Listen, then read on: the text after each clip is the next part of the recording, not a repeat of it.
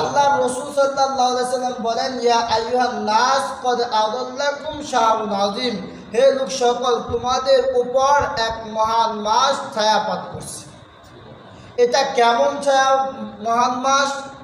অন্য হাদিসের মধ্যে রাসূল করিম সাল্লাল্লাহু আলাইহি ওয়াসাল্লাম বলে, এই রমজান মাসের জন্য আল্লাহ পাক রব্বুল আলামিন সারা বছর ধরে জান্নাতকে সুসজ্জিত করে রাখেন। সুবহানাল্লাহ। এই রমজান মাসে আল্লাহ পাক রব্বুল আলামিন যখন এই রমজান মাস আসে, তখন জান্নাতের তলদেশ থেকে এমন এক বাতাস প্রবাহিত করেন, যার ফলে জান্নাতের দরজাসমূহ হেলতে থাকে, দুলতে থাকে, এভাবে লড়তে থাকে।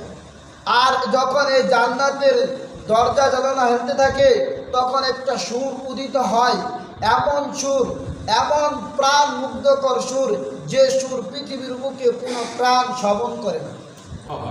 তখন জান্নাতি বান্দাগণ আল্লাহ তাআলার ফেরেশতাদেরকে জিজ্ঞেস করবে যে, হে ফেরেশতাগণ, আজকে কোন রাত? তখন ফেরেশতারা জবাব দিবে, আজকে হলো সেই রাত যে রমজানের প্রথম রজনী, প্রথম রাত। এজন্য ফেরেশতাগণ তোমাদেরকে আহ্বান করতেছে।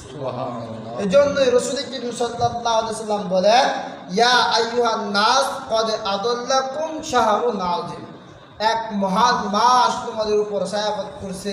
হে ঈমানদারগণ, হে রোজাদারগণ, এক মহান মাস তোমাদের উপর ছায়াপাত করছে। এটা কেমন রহমতের মাস, কেমন বরকতপূর্ণ মাস, তা আরেকটু বললে বুঝবেন।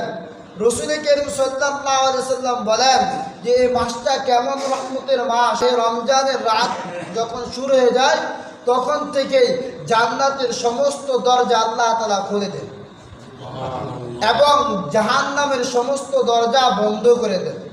কোনো ব্যক্তি যদি এই রমজান মাসে ঈমানের সাথে মৃত্যুবরণ করতে পারে, এই রমজান মাসে ঈমানের সাথে মৃত্যুবরণ করে কিয়ামত পর্যন্ত তার জন্য জাহান্নাম হারাম হয়ে যাবে। কারণ উনি এমন সময় মৃত্যুবরণ করেছে যে সময় তো জাহান্নামের সমস্ত দরজা বন্ধ। আর যদি বন্ধ থাকে তাহলে খোলার জন্য চাবি প্রয়োজন। আর রমজান মাস তো আর গুনাহ কামানোর মাস না।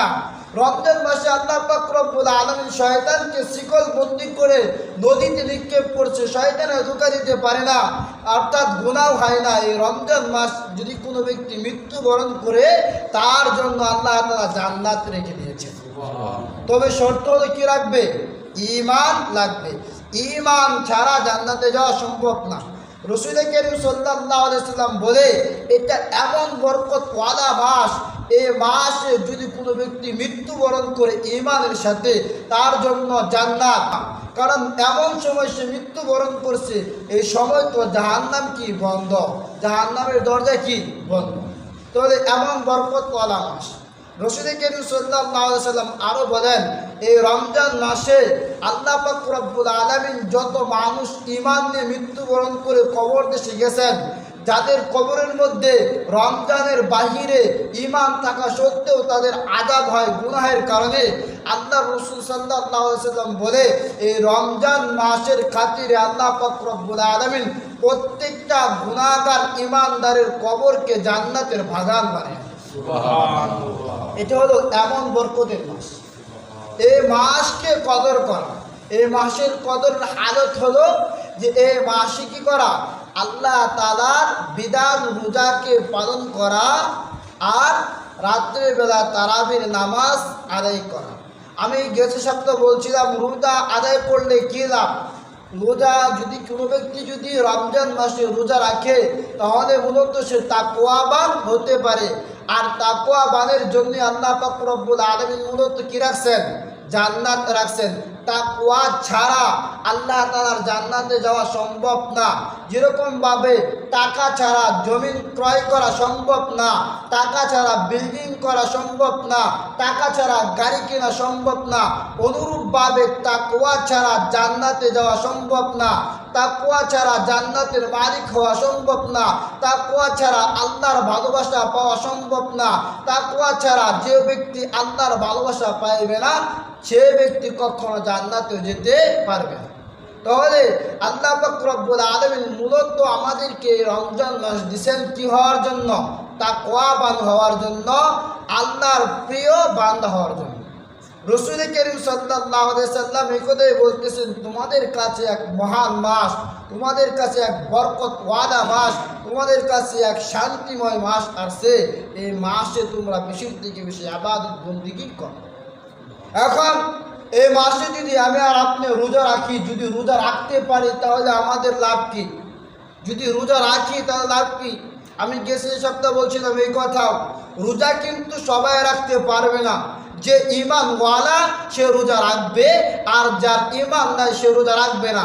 এক কথায় বলা, যে ব্যক্তি ঈমানওয়ালা সে রোজা ছাড়তে পারে না, আর যে ব্যক্তি ঈমানওয়ালা না সে রোজা রাখতে পারে না। এখন আমি যদি দাবি করি যে আমি ইমানদার মুমিন মুসলমান, তাহলে এটা এই বিধানটাও পালন করা আমার উপরে কি দায়িত্ব এবং কর্তব্য। যদি ছেড়ে দেয় তাহলে বোঝা যাবে আমি পরিপূর্ণ মুমিন, আমি পরিপূর্ণ ঈমানওয়ালাই। তাহলে রাসূল করিম সাল্লাল্লাহু আলাইহি ওয়াসাল্লাম এই মাসটাকে কি করছে? কদর করতে বলছে, এই মাসের যে হুকুম আহকামগুলো আছে আদায় করতে বলছে। হযরত সালমান ফারসি রাদিয়াল্লাহু তাআলা আনহু বলেন, রাসূল করিম সাল্লাল্লাহু আলাইহি ওয়াসাল্লাম আমাদেরকে যে ভাষণ দিয়েছিলেন, এই ভাষণের মধ্যে এই কথাও বলছিলেন যে আল্লাহ পাক রব্বুল আলামিন এই রমজান মাসে যারা রোজা রাখবে তাদেরকে 6 প্রকার পুরস্কারে পুরস্কৃত করবে। তার মধ্যে 1 নাম্বার পুরস্কার হলো রাসূল করিম সাল্লাল্লাহু আলাইহি ওয়াসাল্লামের ভাষণের মধ্যে যে বলছেন, মুমিন মুসলমান রোজা রাখতে তাদেরকে 6 প্রকার পুরস্কারে পুরস্কৃত করবেন। এই 1 নাম্বার, এর মধ্যে 1 নাম্বার পুরস্কার হলো যে ব্যক্তি রোজা রাখবে, এই রোজাদারের মুখের দুর্গন্ধ আল্লাহ তাআলার কাছে মেশকে আম্বরের চেয়েও অধিক প্রিয়। এটা হলো 1 নাম্বার পুরস্কার। 2 নাম্বার পুরস্কার হলো সমুদ্রের মাছ থেকে গোত্রের পিপিলিকা পৃথিবীর বুকে যত প্রাণী আছে রোজাদারের জন্য মাগফিরাতের দোয়া করতে থাকে। কতক্ষণ পর্যন্ত? যতক্ষণ পর্যন্ত রোজাদার ইফতার না করে, ইফতার করার আগ পর্যন্ত পৃথিবীর সমস্ত প্রাণী রোজাদারের জন্য দোয়া করতে থাকে। এবং অন্য এক হাদিসের মধ্যে আসে যে রোজাদারের জন্য ফেরেশতাগণ আল্লাহ তাআলার কাছে ক্ষমা প্রার্থনা করতে থাকে। কতক্ষণ পর্যন্ত? যতক্ষণ পর্যন্ত মুমিন মুসলমান রোজাদার বান্দা কি করে না, ইফতার না করে, ততক্ষণ পর্যন্ত ফেরেশতাগণ মুমিন মুসলমানের জন্য, রোজাদারের জন্য মাগফিরাতের দোয়া করতে থাকে, আল্লাহ তাআলার কাছে ক্ষমা চাইতে থাকে।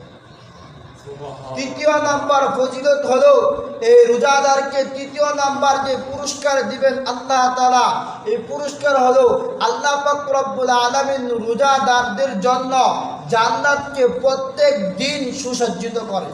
4 নাম্বার হলো যে ব্যক্তি রোজাদার রাখবে, রোজাদার ওই ব্যক্তির জন্য আল্লাহ পাক রব্বুল আলামিন রোজাদারকে পুরস্কারে পুরস্কৃত করার জন্য 4 নাম্বার রাখছেন, শয়তান মানুষকে ধোঁকা দেয়, নেক কাজ থেকে বঞ্চিত করে এবং পাপ কাজের দিকে ধাবিত করে।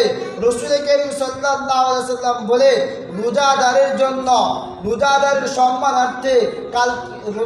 সম্মানার্থে আল্লাহ পাক রব্বুল আলামিন শয়তানদেরকে শিকলবদ্ধ করে নদীতে নিক্ষেপ করে, একমাত্র যেন রোজাদারকে শয়তানে ধোঁকা না দিতে পারে।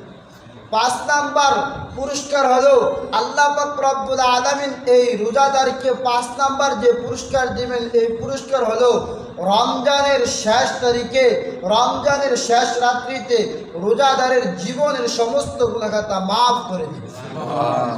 এটা হলো আমাদের সবচেয়ে বড় পাওনা, যে আমি আর আপনি যদি জীবনের গুনাহখাতা আমাদের মাফ হয়ে যায় তাহলে আমাদের কোনো চিন্তা নাই, টেনশন নাই। মাফ গুনাহ যদি না থাকে, নেক যদি আমল নামা থাকে, আল্লাহ পাক রব্বুল আলামিন আমাদেরকে জান্নাতের ব্যবস্থা করে দেবে। রমজান মাসটা আল্লাহর জন্য অক্ষ করে দেবে। এজন্য কি মূলত তারাবির নামাজ হযরত উমর রাদিয়াল্লাহু তাআলা আনহু থেকে প্রমাণিত 20 রাকাত, একাধিক ইমামদের অভিমত 20 রাকাত। এখন যদি কোনো আলেম, কোনো হাফেজ, কোনো মুফতি দাবি করে তারাবির নামাজ 8 রাকাত, আমার আর আপনার দাবি থাকবে ভাই 8 রাকাতই। তবে এই রমজান মাসে যদি নফল নামাজ পড়ি একটা, 70টা নফলের সওয়াব পাই, সুন্নত আদায় করি একটা, 70টা সুন্নতের সওয়াব পাই। এজন্য আমি আর তুমি আজকে থেকে 20 রাকাত পড়বো, কারণ 20 রাকাত পড়লে সওয়াব বেড়ে যাবে।